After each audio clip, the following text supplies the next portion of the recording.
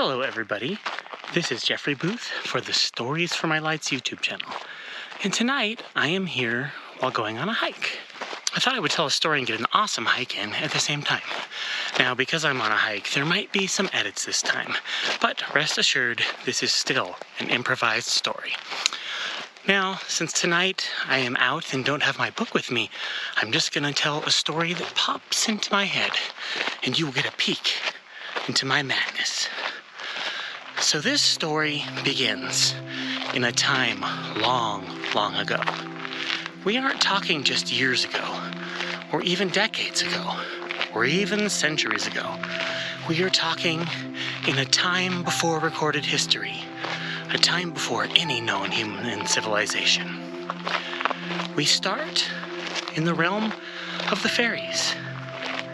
In a deep, dark forest, in a land that is not known to us, in a land that doesn't even exist anymore because the continents have slowly moved around, we begin with a village of fairies. And you see, this village of fairies was beginning to move. They had realized that this land was no longer for them, and they were moving on to a magical realm. A realm the likes of which you and I can only imagine. So they were packing their fairy things, and they were turning their fairy trees back into regular trees, and hiding any record of their existence. Now, fortunately for us, some record of the existence of these fairies still remains. For we know what a fairy is, and we have an inkling what they look like. But they did their best to remove their existence. Well, there was one fairy named Bernardina. And Bernardina was what you might call a little bit of a reckless fairy. She was in a hurry. She didn't do things the way she was supposed to. And so Bernardina, as she was packing all of her things, accidentally left behind a tiny little jar of pixie dust, which was basically magical fairy dust. The jar was only this big, and she left it inside of her tree. And when she left her tree for the very last time and cast her spell, what you might call her goodbye spell, she knocked over the pixie dust inside the tree and closed her door. And that tree looked just like a normal tree. However, over the many long millennia, that pixie dust tipped out of the jar and spread around the inside of the tree. At first, nothing happened, you see, for it was not very much pixie dust. But over time, that pixie dust spread through the wood, out to the branches, out to the leaves, and down into the roots. Now, as you might imagine, even the smallest amount of pixie dust had very powerful properties. And so that is what brings us to the present day and to where our story begins. You see, one day that tree came to life. And at first it didn't come to life in the way that you or I might imagine. It came to life in that it recognized that it was there, and it could feel things. And first it felt its roots in the cold, dark ground. And then it felt warmth on its leaves, and then on its branches. And then it felt the wind soughing through its leaves. And it felt the cool, refreshing fall of rain. It felt the rumble of thunder.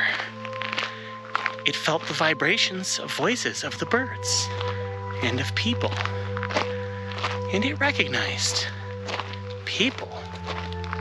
What are those voices? For of all the sounds it had heard in nature and experienced in its short lifetime, its short, sentient lifetime, the people were by far the most interesting. They seemed to bustle about in a frenzy the likes of which no other creature did. They made noise, they danced, they sang.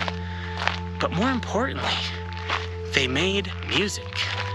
And you see, at first the tree did not recognize what music was. It only knew that there was a rhythm and a vibration to it that it much loved. And it didn't understand or really grow to hear music for many moons, but still, there was something that drew it towards that sound. And it went on this way for many years, perhaps even hundreds of years. You see, for trees experience time much differently than you or I do. One day, finally, it sprouted two little eyes that looked like knots in the bark, and it saw the world for the first time. And it saw color. It saw what the birds looked like. It saw other trees. It saw weeds. It saw flowers. It saw bears. And every once in a while in the distance, it saw a human or two.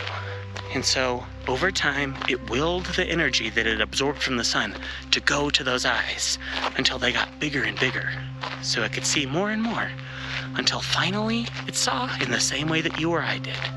And it was relieved and in love and joyous of all the beauty it could see. But it kept hearing, or rather feeling, the vibrations of the birds and of the bears and of the bees and all the things that you and I take for granted. And it wanted desperately to know those things better. And so, over many a long year, in a very slow growth, it willed two little ears to pop into existence.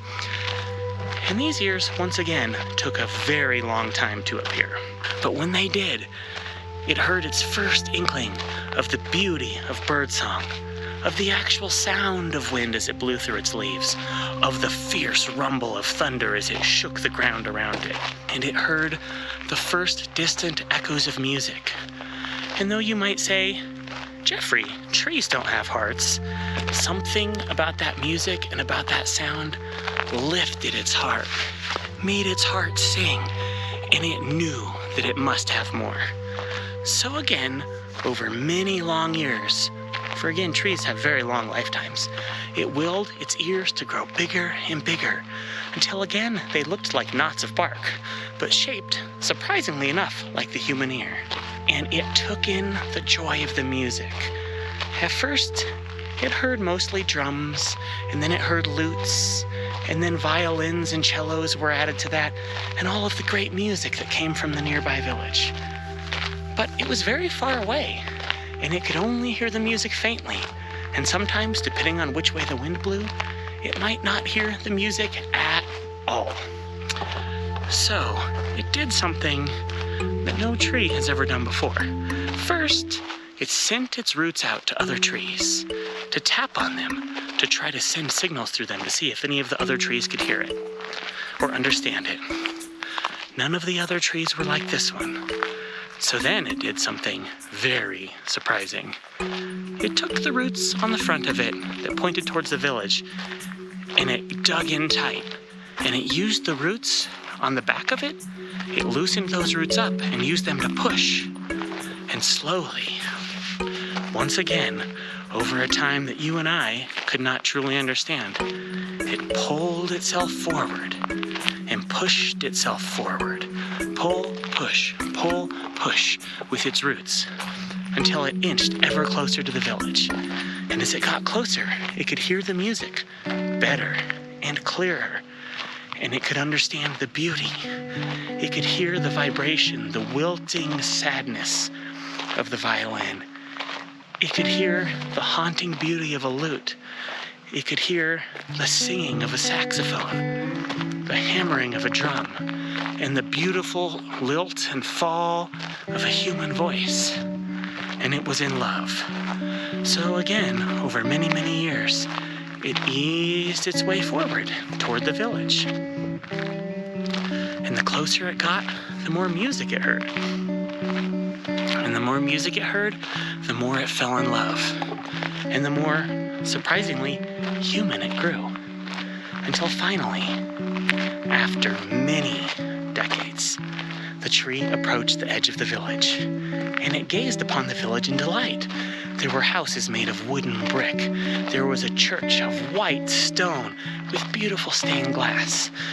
There were buildings and blacksmith shops and bustling bookstores and people, those lively, frenetic beings that had heard so much, walking this way and that, dressed in every color and every style and of every height, size, and shape you could imagine. And he knew he was home. But there was one place of that village he loved more than any, and that was the town square. For that was the place where the people would gather at night, and they would light fires, sometimes small, sometimes very large. And they would gather, sometimes a few, and sometimes the whole village, to listen to music. And so, in the nights, when none of the humans were around, he would scooch slowly toward the town square, moving perhaps a foot a year, maybe a little more, maybe a little less, depending on things. And nobody noticed because the movement was so slow, until one day, a boy named Lucas was born.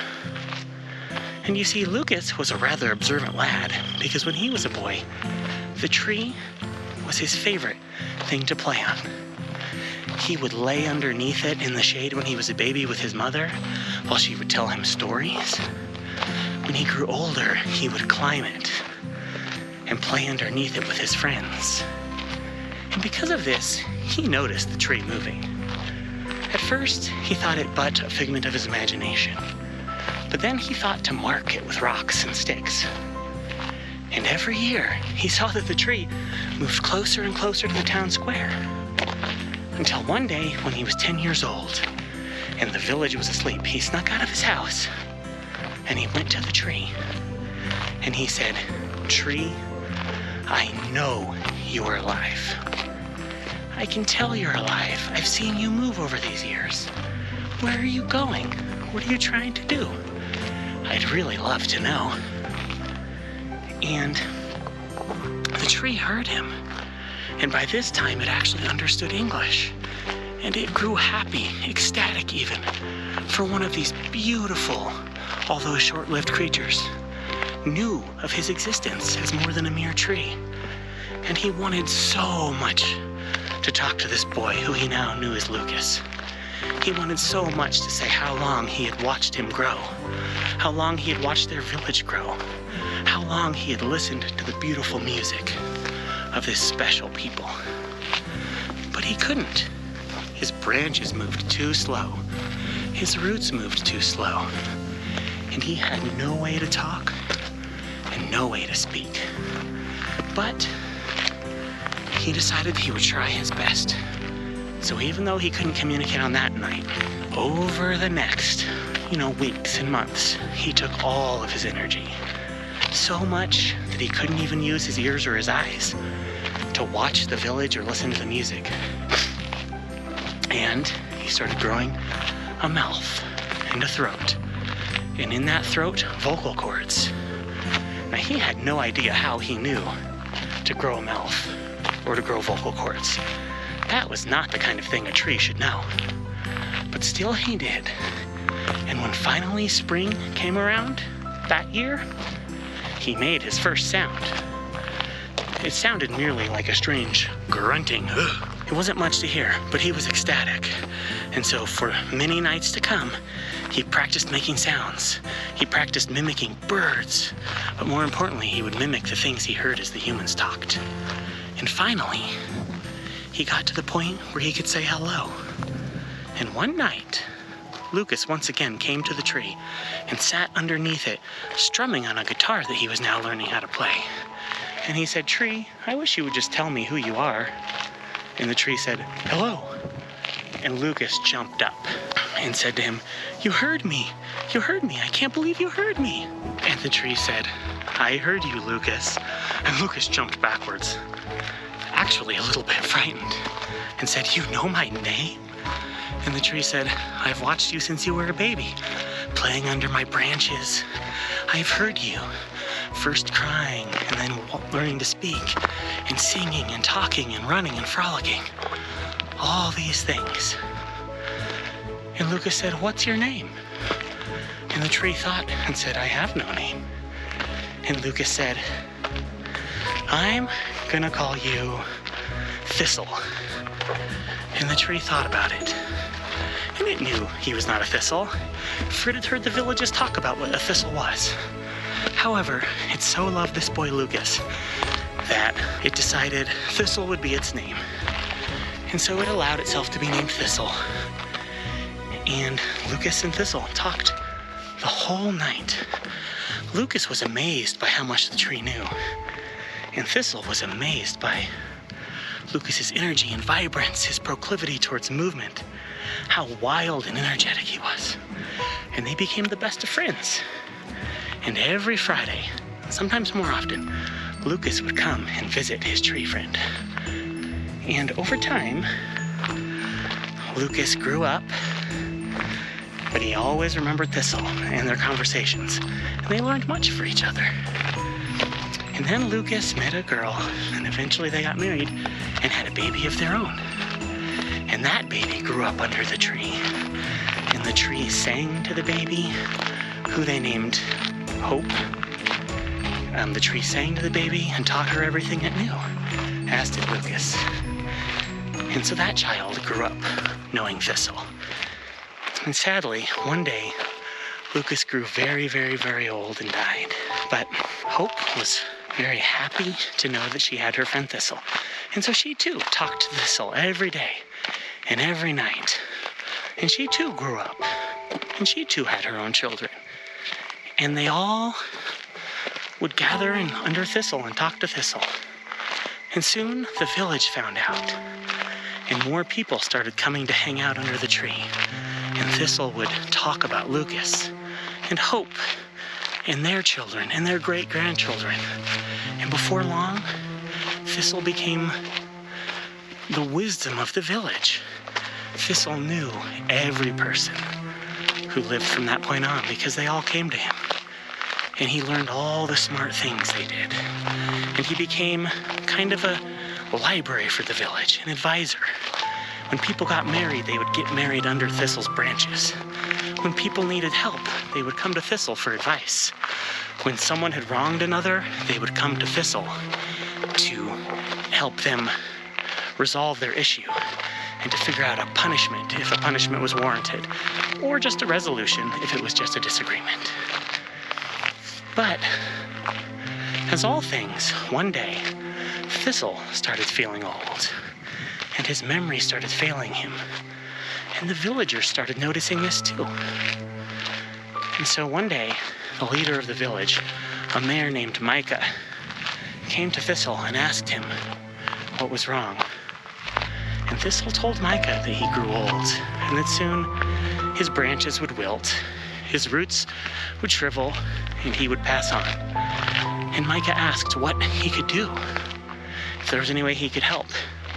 And Thistle said only this: I will make some seeds, plant them all around the village, so that perhaps one of them will survive, and take all the knowledge that I've taught you and teach it to that tree. And so Micah did. He had all the villagers gather all the seeds from Thistle, and they planted them all around the village. They even planted a few in the town square. And as predicted, soon Thistle passed from this world, and they made sure to honor him by using his wood to build a beautiful monument to Thistle. And over time, believe it or not, all of those seeds grew. But these seeds weren't born deaf and mute and silent like trees. They were all born like Thistle. And soon there was 20 trees asking questions, and the villagers lived up to their promise to teach all of Thistle's children everything they knew. They would sing to them and read them books and tell them stories, tell them about Thistle, tell them about their relatives, of anything that interested them. And before long, they all grew. And as the humans got old and had children of their own, they in turn passed on all of their knowledge to the humans. And before long, this village was the light of the world, for they had so much knowledge forever preserved. And they had the only thinking, talking, seeing trees in the world. And everyone was the better for it. Now you might think this isn't the traditional story. There isn't a hero. There isn't a villain. All there was a beautiful, beautiful friendship and a love of music between one tree and a village and a boy named Lucas. But what you might be interested to know is that one day that fairy came back into the world just to look onto her old home. And when she saw what had happened, she was very happy. For that had been her plan all along. She had always acted clumsy and flighty and silly and foolish because she wanted a little bit of magic to remain into the world. And she knew that if the fairies had left completely, that magic would disappear forever. And so she had left magic behind, and it had grew into a different form. It wasn't fairies, but it was something else. And that is how magic lived on, and that is how the trees shared their wisdom with the humans, and the humans their wisdom with the trees. The end.